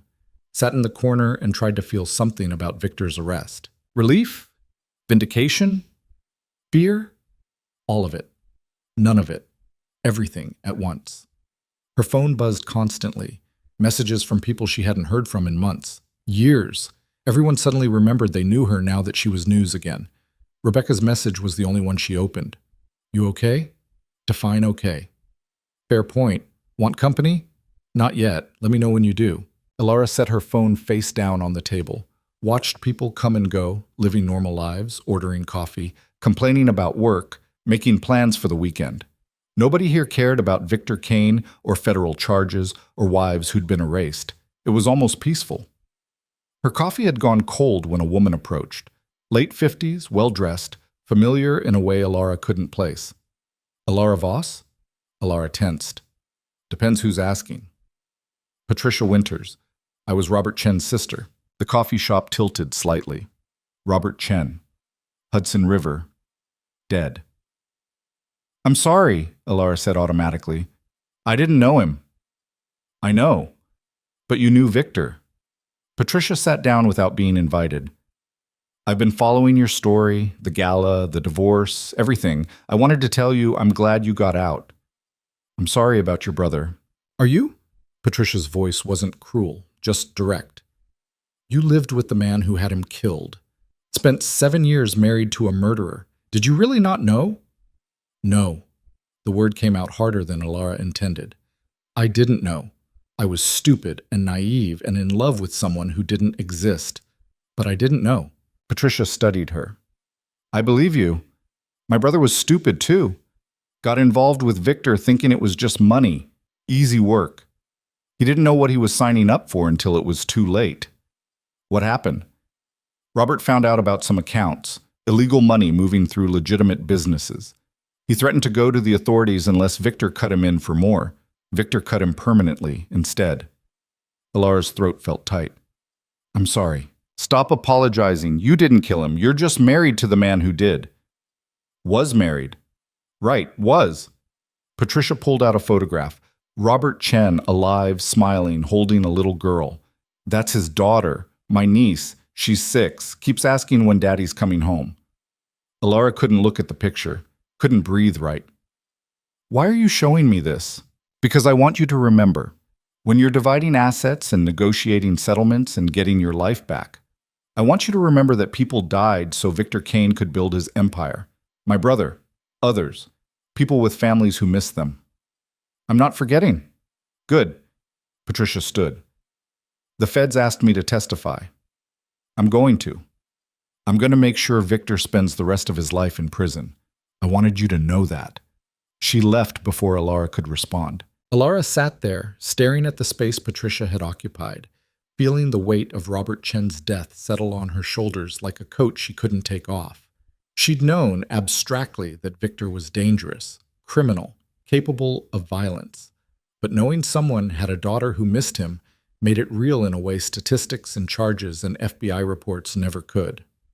Her phone rang. Agent Park. Have you seen the news? Hard to miss it. We need you to come in. Victor's arraignment is at 2. After that, we're moving forward with the prosecution. Your testimony could be crucial. I thought I didn't know anything useful. You know enough. And you're sympathetic. Jury sees the wife he tried to erase, they're more likely to believe the other charges. I'm not testifying. Silence. Then, excuse me? I said I'm not testifying. Find someone else. Mrs. Kane, this isn't optional. We can subpoena you. Then do it. But I'm not volunteering to help you put Victor away. Why the hell not? He tried to erase you, probably planned to kill you eventually. He's a murderer. I know what he is, but I'm not a witness for the prosecution. I'm his wife, ex-wife, the person who loved him when I shouldn't have. I'm not standing in a courtroom and performing grief for a jury. This isn't about performance. It's about justice. It's about your career, getting the conviction, making the case that puts you in the papers. Don't pretend this is noble. Park's voice went cold. Robert Chen has a 6-year-old daughter. I know. His sister just told me, showed me pictures. And I'm sorry. I'm sorry Robert Chen is dead. I'm sorry his daughter doesn't have a father. I'm sorry Victor is a monster, but me testifying doesn't change any of that. It puts him away. Maybe. Or maybe his lawyers tear me apart on cross-examination, paint me as a vindictive ex-wife making up stories for money. Either way, I'm done being useful to other people's plans. She hung up before Park could respond. Her hands were shaking again. Seemed like they were always shaking these days. She called Catherine. The feds want me to testify. I said no. Catherine swore. They're going to subpoena you. Let them. I'll show up. I'll answer questions, but I'm not volunteering. Alara, this is a bad move. Pissing off the prosecution means they'll come after you harder. Look for ways you were complicit. Make your life difficult. They're already making my life difficult. It can get worse. It can always get worse. I'm done being afraid of worse. Catherine was quiet for a moment. Then, Okay, we play it that way. But you need to be prepared. Victor's lawyers will use this. They'll say you're hostile to both sides, unreliable, vindictive.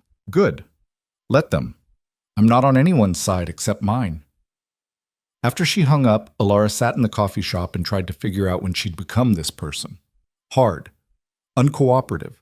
Willing to burn bridges she might need later. Probably around the time she'd learned her husband had faked her death. The arraignment made the evening news. Victor pleaded not guilty, as expected. Bail was set at $50 million. He posted it immediately, because of course he did. House arrest with electronic monitoring, surrender of passport. He'd be home by dinner. Their home. The penthouse. The place Alara had made beautiful and warm and livable before she'd learned it was a crime scene. She wondered if he'd sleep in their bed, if the sheets were still the ones she'd picked out, if any trace of her remained in the apartment, or if he'd scrubbed her from existence completely. Her phone buzzed. Thomas Kane. Victor wants to see you. She stared at the message for a long time before responding. No, he's asking, not demanding. Still no. Alara, he's under house arrest, facing life in prison. You can give him 10 minutes. I gave him 7 years. He used them to replace me. Tell him I'm busy. Thomas didn't respond after that, but Victor did. A voicemail left from a number she didn't recognize. Alara, I know you don't want to talk to me, I understand, but I need you to know something. Everything they're saying, the charges, the evidence, most of it's true. I'm not going to insult you by denying it. I did those things. I am those things. But I never wanted you caught in the crossfire. That was real. Us. The marriage. At least at the beginning. I know you don't believe that anymore, but it's true. And I'm sorry. For all of it. For Sienna. For the lies. For thinking I could have both lives and you'd never find out. I'm sorry. The voicemail ended. Alara listened to it 3 times, trying to find the manipulation, the angle, the lie inside the apology. But it sounded genuine, tired and resigned and actually sorry, which somehow made it worse. She could handle Victor the criminal, Victor the liar, Victor the man who'd tried to erase her, Victor the human being, capable of regret. That was harder. She deleted the voicemail, blocked the number. The next morning brought more news. 3 of Victor's business associates had flipped, made deals with prosecutors. The foundation board had voted unanimously to remove Victor and distance the organization from his name. The empire was crumbling faster than anyone had predicted. Catherine called with updates every few hours, asset freezes, legal motions. Settlement offers from Victor's team, 2 million, 5 million, 8 million, increasing daily as Victor's position weakened. We could take the 8 million, Catherine said. It's not what you're entitled to, but it's guaranteed money, clean, no strings. What's my actual share? Legally, hard to say. Most of his assets are tied up in criminal proceedings. But conservatively, if you fight for equitable distribution, you could claim anywhere from 30 to 80 million. Could, not would. Right. Could. It depends on how much survives federal seizure, how much gets awarded to victims, how much the lawyers take. Fighting could mean years in court and you end up with less than the settlement offer. Or I end up with more. Or that. Alara looked around her small apartment. $8 million would change her life. Set her up forever. She could buy a real place, restart her fashion studio, actually live instead of just surviving. But it was less than she deserved. Less than half. Less than what she'd earned by being Victor Kane's invisible wife for 7 years. Counter at 15, she told Catherine. They'll reject it. Then we go to court. Alara, I'm done settling for less. She hung up before Catherine could argue. Rebecca came over that night with wine and Chinese food. They ate on the floor like they had 100 times before. You're being stupid, Rebecca said. Not mean, just honest. I know. $8 million, Alara. That's life-changing money. So is 15. You might get nothing. I might, but at least I'll have fought for it. Rebecca poured more wine. Is this about money or about making Victor pay? Can it be both?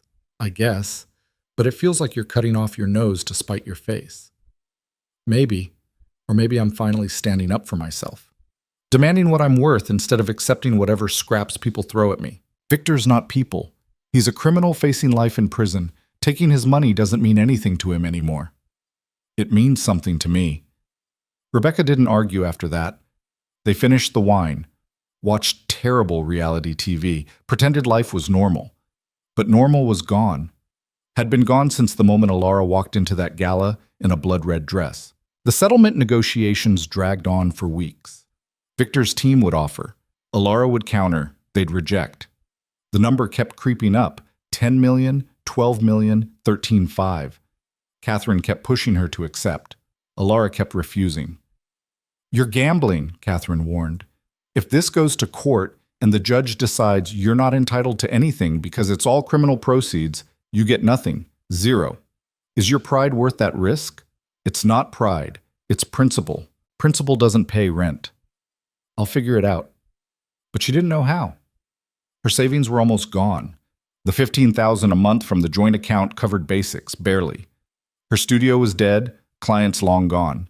She had no income, no prospects, nothing except her name in headlines and the dubious fame of being Victor Kane's erased wife. December brought the first real snow. Alara watched it fall from her window, white and clean and temporary. By morning, it would be gray slush. But for now, it was beautiful. Her phone rang. Sienna Hale. Alara almost didn't answer, but curiosity won. What? I'm testifying next week.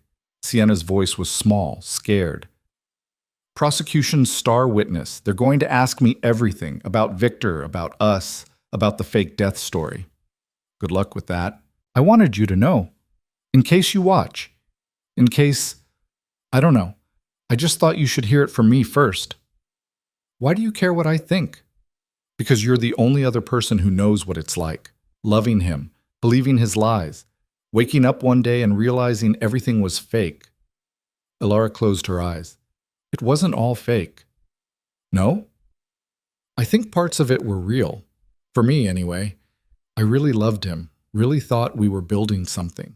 Me too, and now I'm going to stand in a courtroom and destroy him. Feels weird. Feels like survival. Yeah, I guess it does. Sienna hung up. Alara stood at the window and watched the snow fall and thought about love and lies and the thin line between the two.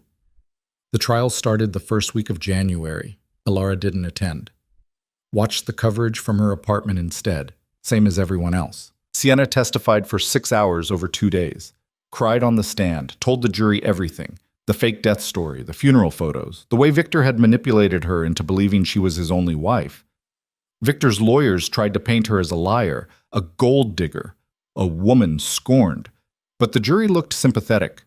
Young blonde woman, tears streaming, talking about being used by a powerful man. It played well. Other witnesses followed.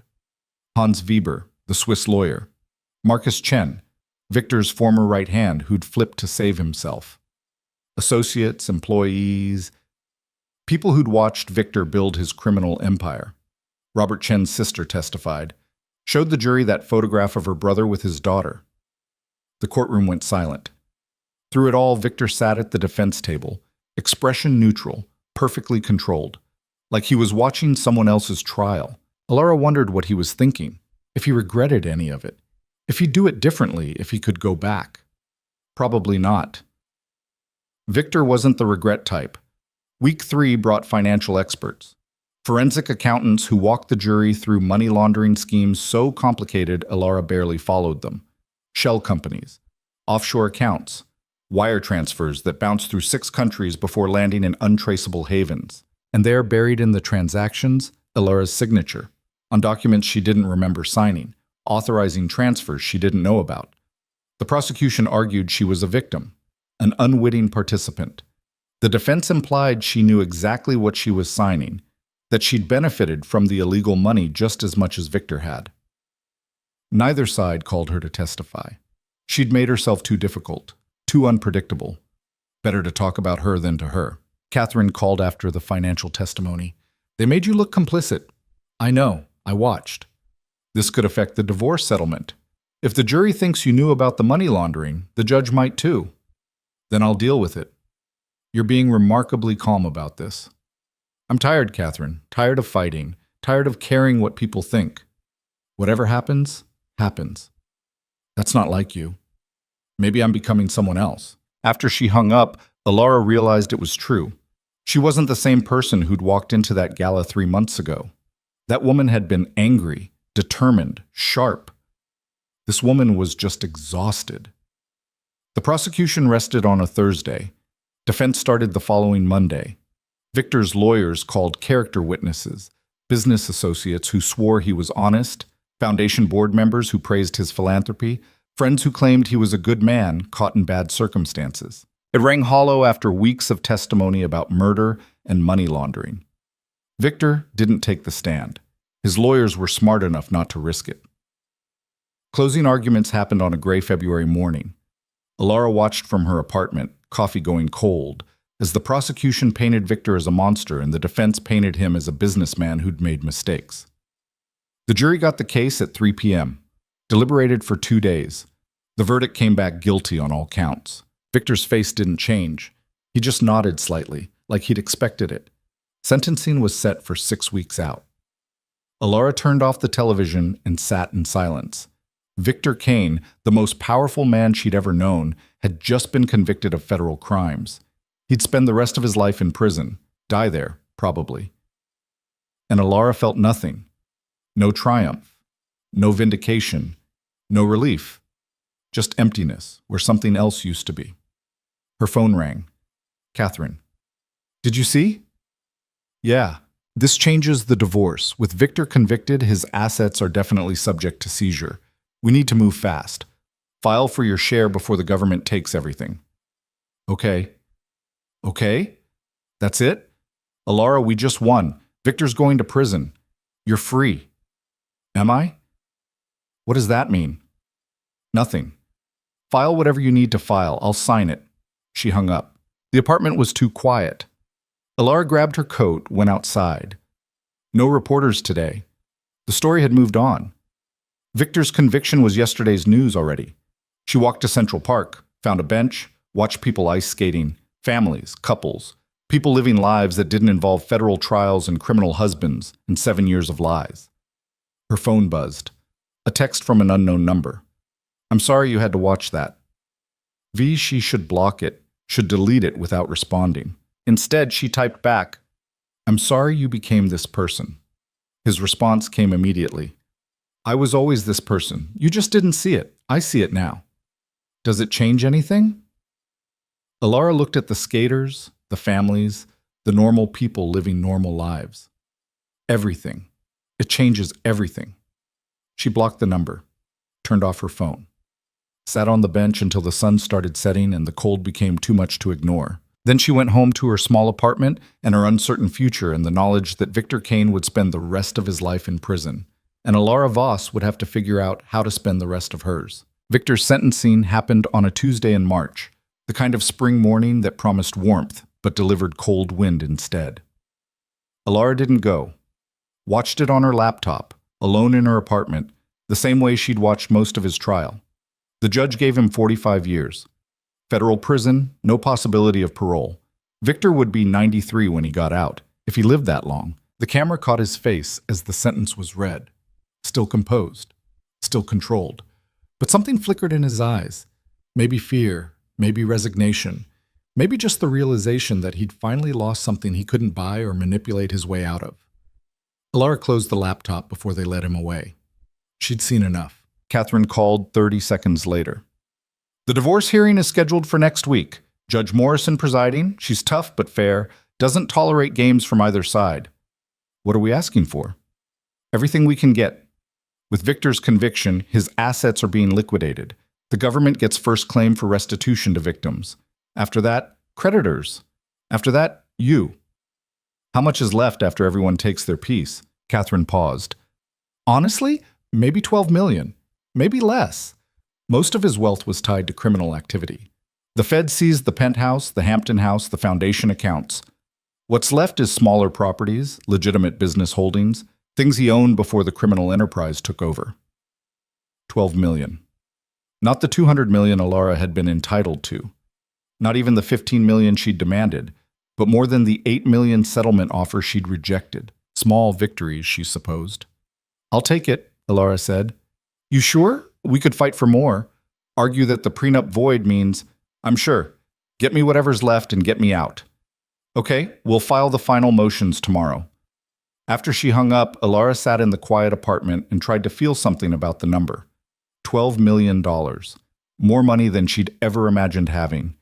Enough to start over, build something new, live comfortably for the rest of her life. But it felt hollow, incomplete, like she'd fought a war and won a consolation prize.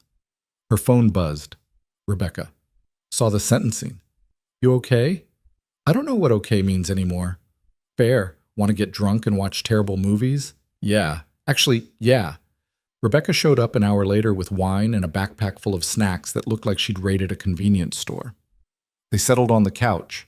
Alara had finally bought real furniture and queued up something mindless and forgettable. 45 years, Rebecca said during the opening credits. He'll die in prison. Probably. Good. Alara didn't respond. Good felt too simple. Victor deserved prison, deserved consequences, deserved to lose everything he'd built on lies and crime. But good implied satisfaction, closure, some kind of emotional resolution Alara didn't feel. She just felt tired. You're allowed to be happy about this, Rebecca said, reading her mind the way she'd been doing since they were 20. He tried to erase you. He's paying for it. I know. But I wasted 7 years on him. 7 years I'll never get back. And now he's gone, and I'm left trying to figure out who I am without him. You're Alara. You've always been Alara. I was Alara Voss before him. Then I was Alara Kane. Now I'm going back to being Alara Voss, except I'm not the same person anymore. That woman was naive and hopeful and believed in love. This woman knows better. Rebecca poured more wine. Knowing better isn't always worse. Feels worse. They watched the movie in silence for a while. Some romantic comedy where everything worked out perfectly and nobody's husband turned out to be a criminal. Fiction was nice like that. What are you going to do? Rebecca asked during a scene that was trying too hard to be quirky. With the money, with your life, with everything? I don't know yet. You could restart your studio. You were good at that. Was I? Or was I just playing at being a designer while my husband funded everything behind the scenes? You were good. Your work was good. The clients who dropped you did it because they were scared of Victor, not because you weren't talented. Alara wanted to believe that. Wanted to think her success had been real, earned hers. But 7 years of marriage to a criminal had taught her to question everything, including her own accomplishments. Maybe, she said, or maybe I start something completely different, something that has nothing to do with who I was or who I thought I was. Like what?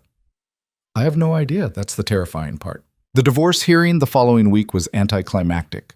Judge Morrison was a no-nonsense woman in her 60s who clearly had better things to do than mediate the dissolution of a criminal's marriage. Mr. Kane is currently serving a federal sentence and unable to attend, she said, reading from the file. His legal representation has agreed to the terms outlined in the settlement. Mrs. Kane, you're entitled to 50% of remaining non-seized assets, estimated at $11.7 million, pending final liquidation. 11.7. Even less than Catherine had estimated. Do you accept these terms? Judge Morrison asked.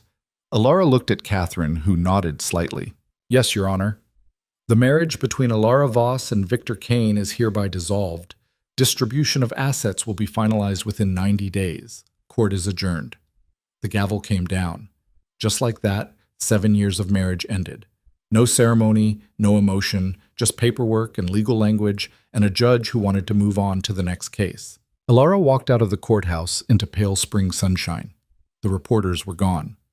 The crowds who'd held signs supporting her at the beginning were gone. Everyone had moved on to the next story, the next scandal, the next wronged wife to champion. She was alone. Catherine walked her to the car. How do you feel? Free, empty, both.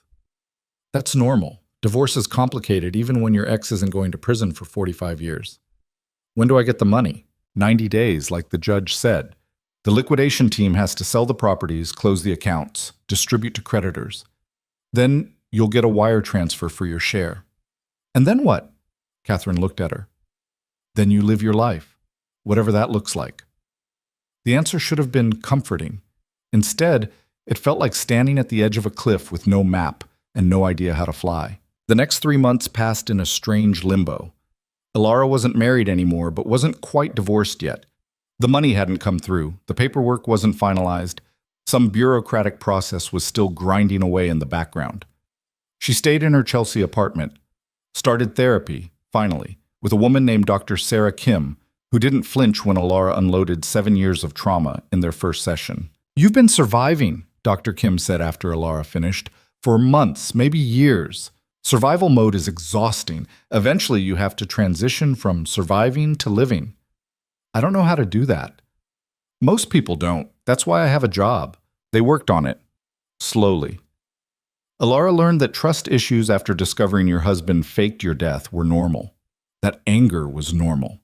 That the weird numbness she felt most days was actually a protective mechanism, her brain trying to process too much trauma at once.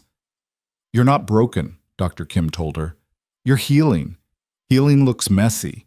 Alara started drawing again. Nothing serious, just sketches in a notebook she kept by her bed. Designs, patterns, ideas that went nowhere. She wasn't ready to think about restarting her studio, wasn't ready to put herself out there professionally. But the act of creating felt good. Felt like finding a piece of herself she'd forgotten existed. Rebecca dragged her to dinner parties, gallery openings, normal social events with normal people who had normal problems. Alara felt like an alien at first, trying to make conversation about things that weren't federal trials or criminal husbands. But slowly, it got easier. She met a woman named Claire at a gallery opening. Mid-30s, architect, divorced for completely normal reasons like growing apart and wanting different things. They became friends. Claire introduced her to other people. Alara's social circles started expanding beyond Rebecca and her lawyer. Life was happening, small, quiet, but real. The money came through in early June, $11.4 million, after legal fees and final creditor claims. Catherine called to confirm the wire transfer had hit Alara's account. Congratulations, you're officially a wealthy divorcee. I don't feel wealthy. Give it time. What are you going to do first? Alara had been thinking about this. I'm going to travel, somewhere Victor never took me, somewhere that's completely mine. Where? I don't know yet. That's part of it. Just getting on a plane and figuring it out as I go. She started in Portugal, ironically enough. The villa Victor had owned there had been seized by the government. But the country was still beautiful. Elara spent 2 weeks in Lisbon, eating pastéis de nata and walking cobblestone streets and trying to remember how to exist without looking over her shoulder. Then Spain. Then Morocco. Then wherever caught her interest. She sent Rebecca postcards from each city. Short messages, nothing profound, just proof she was alive. Still moving, still here. In Barcelona, she met an artist named Miguel who taught painting classes to tourists. She took one, discovered she was terrible at it, went back the next day anyway. They had coffee after class. He didn't know who she was, didn't care about her past, just liked talking to her about art and architecture and the way light hit buildings differently in different cities. It was the most normal conversation she'd had in a year. "You seem sad," Miguel said over their third coffee together. His English was accented but clear. "Not always, but underneath, sad." "I am sad. I'm working on being less sad." "That's good. Sadness that you work on is better than sadness you ignore." Elara liked that, liked the simplicity of it. She stayed in Barcelona another week, taking Miguel's classes, exploring the city, slowly letting herself feel something other than numb or angry. She didn't sleep with him, didn't want that complication, but the friendship felt important. Proof that she could connect with someone new without her past destroying it. By August, she'd made it to Greece. Santorini, because it was beautiful and tourist-filled and she could disappear into the crowds. She rented a small house overlooking the water and spent her days reading and swimming and thinking about what came next. Her phone rang less these days. The reporters had given up. The story was old news. Victor Kane was in federal prison somewhere in Pennsylvania, and Elara Voss was no longer defined by being his wife. She was just Elara again. One morning, she woke up and realized she hadn't thought about Victor in 3 days. Hadn't checked news about his appeals or prison conditions or any of it. She'd just been living. It felt like winning something. Rebecca called that afternoon. "You sound different." "Different how?" "Lighter. Less like you're carrying the weight of the world." Maybe I put it down. About time. They talked about nothing important. Rebecca's new girlfriend. A terrible date Claire had gone on. Normal friend conversation that had nothing to do with divorce or federal trials or men who'd tried to erase them. When they hung up, Elara sat on her terrace and watched the sunset and felt something that might have been peace. She stayed in Greece through September. Started sketching designs again, more seriously this time. Not for a studio or clients or any kind of business, just for herself. Creating because she wanted to, not because she needed to prove anything. In October, she flew back to New York. The city felt different, familiar but changed. Or maybe she was the one who'd changed. Her apartment was exactly as she'd left it, small, unremarkable, safe. She looked around and realized she didn't want to live there anymore. Within a month, she'd found a new place in Brooklyn. Bigger, brighter, a workspace where she could actually spread out. She bought it outright, her name on the deed, nobody else's. The first night in her new apartment, she opened a bottle of wine and made a toast to empty air. To new beginnings. For real this time. She meant it. By December, she'd started her new studio. Not fashion this time. Textile design. Small batch, handmade pieces. Art more than commerce. She hired 2 assistants, both young women trying to break into the industry, and paid them well. "Why textiles?" one of them asked during their first week. "Because nobody expects it from me. Because it's completely mine. Because I want to create things that are beautiful without being useful. Art for art's sake." The work sold slowly at first. Small galleries, boutique shops, people who appreciated craftsmanship. Elara didn't advertise her past. Didn't trade on being Victor Kane's ex-wife. She used her maiden name, built her reputation piece by piece. Some people figured it out. The occasional customer who recognized her face from news coverage. She handled it gracefully, neither confirming nor denying, just redirecting to her work. "That's beautiful," one woman said, examining a hand-dyed wall hanging. "You're very talented." "Thank you." "Are you the Elara from "I'm Elara Voss. This is my work. Would you like to know about the dyeing process?" Most people took the hint. The ones who didn't, she politely escorted out. In January, exactly 1 year after Victor's conviction, Sienna Hale reached out. An email this time, not a phone call. "I'm in therapy. Working through everything that happened. My therapist suggested I reach out to you. Not for forgiveness. I know I don't deserve that. Just to say I'm sorry. For all of it." You were right when you said I was young and stupid. I was. I let myself be used because being Victor Kane's wife, even the fake version, felt important.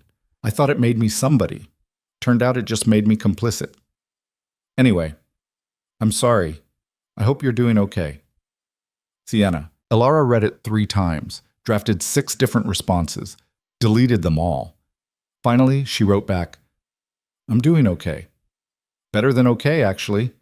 I hope therapy helps. What Victor did to both of us was wrong. Different, but wrong. I'm not ready to forgive you yet. Maybe someday. But I don't hate you anymore. That's progress, I guess. Elara. She meant it. The anger towards Sienna had faded somewhere between Portugal and Greece.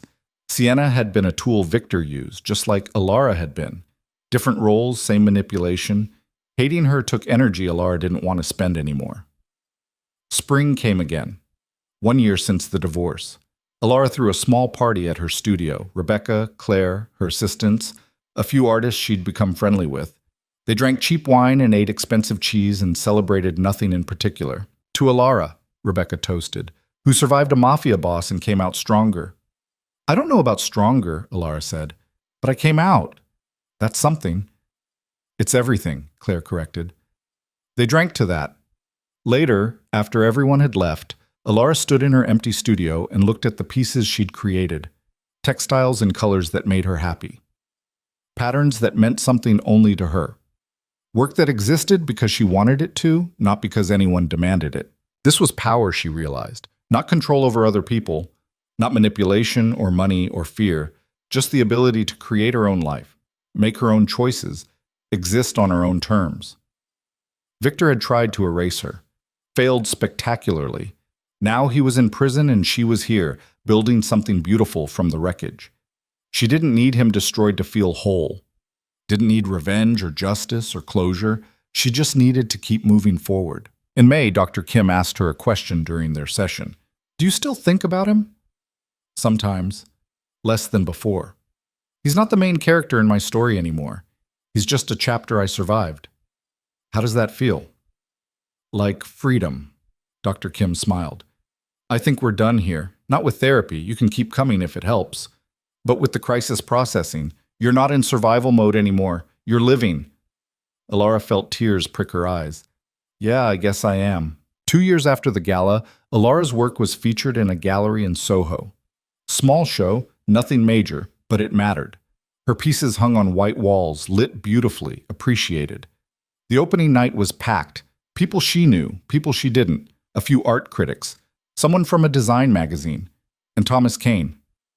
She saw him across the room and felt her stomach drop. Hadn't seen him since before the trial. Hadn't wanted to. He approached carefully, like she might run. Elara, your work is beautiful. Thank you. I need to apologize for everything, for not protecting you from Victor, for not seeing what he was doing, for calling you when he asked instead of telling him to leave you alone. Elara studied him. He looked older, tired, like he'd been carrying guilt that was too heavy. Victor made his own choices, she said. You're not responsible for those. I enabled them, looked the other way. That makes me responsible too. Maybe, but I'm done holding grudges. They're exhausting. Thomas nodded. He writes to me sometimes, from prison, asks about you. What do you tell him? That you're doing well, that you're happy, that you moved on. Good. That's the truth. Thomas looked around the gallery. He really did lose everything, didn't he? He threw it away. There's a difference. Is there? Yeah, losing implies it was taken from you. He chose crime, chose lies, chose to build an empire on other people's suffering. Those were his decisions.